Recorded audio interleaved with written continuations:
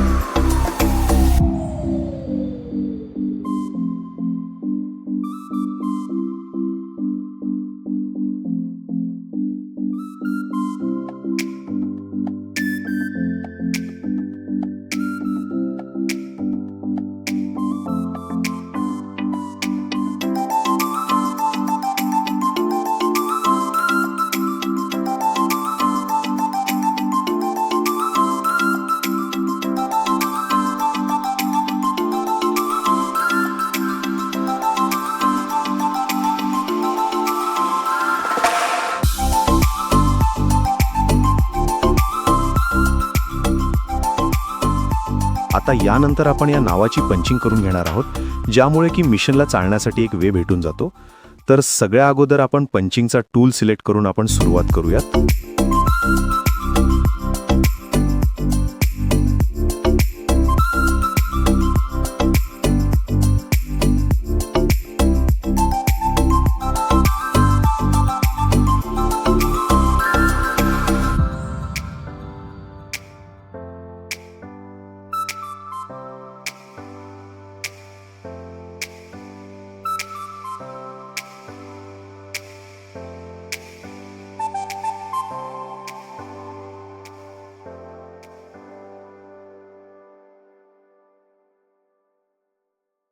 तर आपली पंचिंग पूर्णपणे झालेली आहे.